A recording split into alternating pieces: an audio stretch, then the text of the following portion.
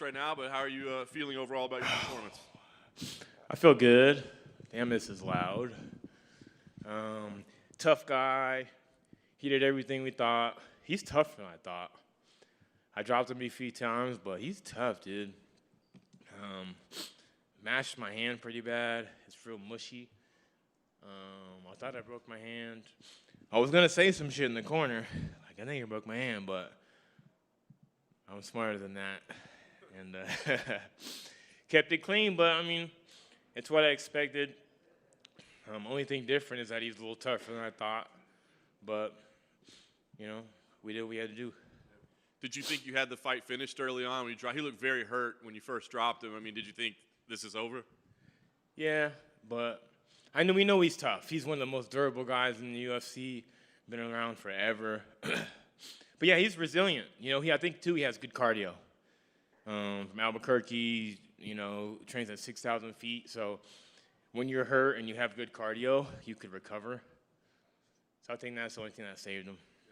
I guess on the bright side, though, you talked about wanting to show your own energy levels and your own cardio, right? So I'm sure you'd want to finish, but do you feel confident? And you got 15 hard minutes. It seemed like the pace held up the whole time. Yeah, no, it was good. And he tried to kind of wrestle at the end. He went wrestle me.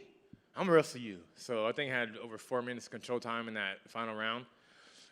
Just working my stuff, man. I couldn't grab, so I did my best. But it was more positioning. Ryan was telling me you couldn't use your hands, so I was really good on being heavy and using my body and my legs.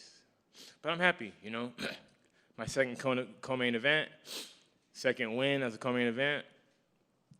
To me, this is 5 straight. That Magny one is whatever, but 5 straight. So we see the wrap, obviously. Do we know the exact status of the hand yet, or do you have to go get it checked out tomorrow? Or?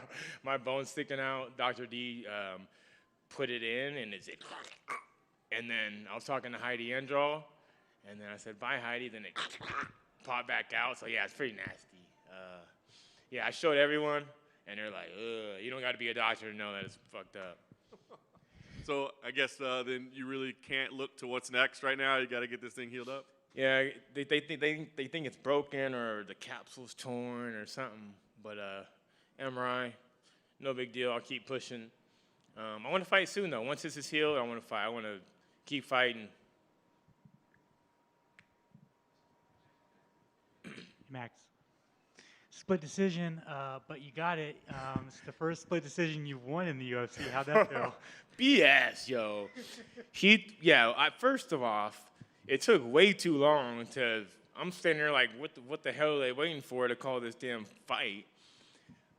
It was 30-27.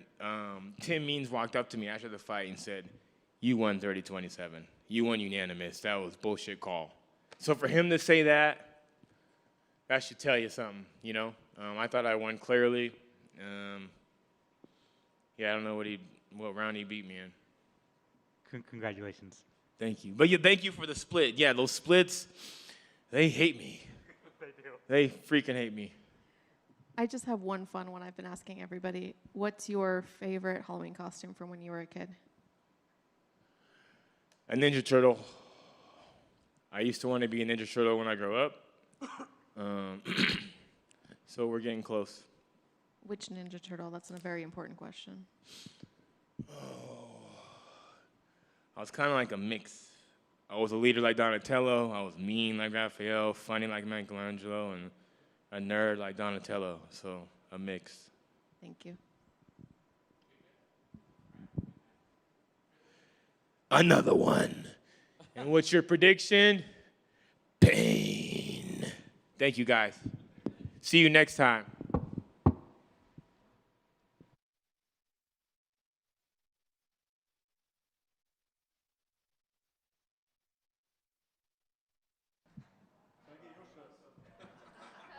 I want to wear the famous shirt. The iconic look. Yes. Arnold, I guess probably a little bit bittersweet, right? I mean, a win is a win, but obviously nobody wants to win like that. But it's still a big victory for your career. So I guess, what's kind of the emotions for you right now? Yeah, like you say, it's bittersweet. But the things were going right in the first round. Everything was going as I planned and as I had trained and as I had prepared. But yeah, that is what it is. It's the sport we're in. And yeah, hopefully his injury's not too bad and he heals up quick. Overall, your experience this week, being in the main event and, all the added responsibilities and all that, I mean, I guess how did the whole week play out versus your expectations? Was anything challenging this week? No, just keeping entertained. We've been here since, it's going to be the 10th day, I think. And I miss home. I want to go home. Vegas is fun, but it's a couple of days at best, I think. It's true. But I guess stepping in there tonight, any different feel, any different nerves? I mean, I know you've been kind of slowly building towards this point, but was there any kind of a different feel or anything tonight? Nah, not really. No, it just felt like another fight. It felt, normal.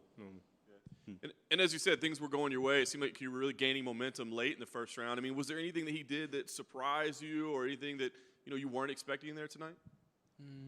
No. Like, it was, he's a tough guy, a very dangerous fighter, and he's had a lot of fights, so there's a lot of fights to watch, and, so you know what he does, and everything I thought he was going to do, he did, Afterwards, you admitted you were kind of disappointed because how can you call for a title shot? I mean, was that the plan? I know you're not always the most outspoken guy, but did you want to tell Volkanovski, hey, let's do this after tonight? Yeah, it was, because obviously there was the injury with Yair and Brian, and then obviously Calvin, Emmett, it was like a real close decision. I wanted the performance to stand out so I could actually ask, look, this deserves it more than that and that. But now I'm in the same boat, so we might as well just all hang out together and talk about it. It's kind of wild, right? Like now it justifies, I guess, him going up to 155. There's no argument. Maybe I'll go up to 155 as well. This division sucks. You mentioned maybe an interim belt, which could make sense, especially if he is fighting Islam. So do you have an opinion on who should be on the other side of that, whether it be Yair, whether it be Emmett, or if there's another name? I mean, who do you think you should face for that? I don't have an opinion on it. Like I said, it's so... everyone's getting dodgy wins and weird things, and it's hard to say who deserves it. So I don't know, whoever.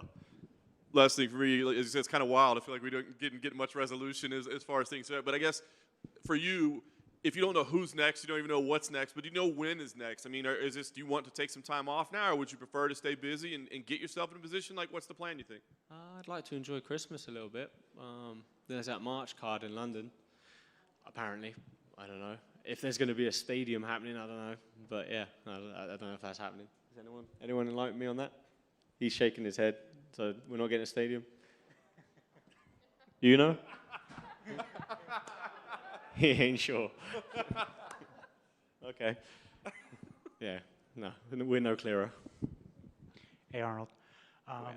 If you had a choice, would you fight Josh Emmett or would you rather fight Yair Rodriguez next? Heads or tails, really.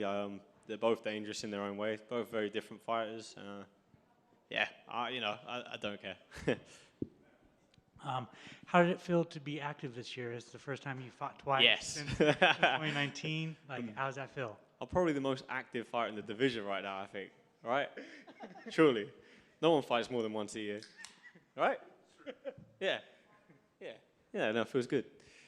No, it's definitely better than once. And after the Sadiq fight, I had issues with my hand. And then when I fought Dan, I had the same issues in both hands. And, I've got an MRI booked for this hand, so hopefully it's all right. But every time I sit there, I'm like, yeah, it's going to be all right. So I'll just, I won't say anything until I know it's all right. Other than your injuries, is there a specific reason why you were only fighting once a year? Is it just kind of getting better since you are so young? Yeah, so when I signed to the UFC, I was, I think, well, not the year before, I had 6 fights one year, and I had a lot of fights, so I have 20 pro fights now, and I'm only 28, so I had a very active first part before the UFC. But I signed to the UFC at 21, and maybe I wasn't good enough for that step up, and I went out to TriStar and tried to get better under Faraz and improve my skills, and I think I've done that, and I'm just getting better and better. So the layoffs and time and injuries or whatever, it's kind of been a blessing in a way. Yeah. So you would rather be fighting then? Yeah. I'm even if I've got no hands. I can't train. I'm training. I'm doing something. If I'm sick and I can't go to the gym, I'm watching tape and trying to get better. When both my hands were messed up, I was training every day still. I just, trying to protect my hands. But I'm always trying to get better. And finally, for me, since Halloween's right around the corner, do you have a favorite horror movie?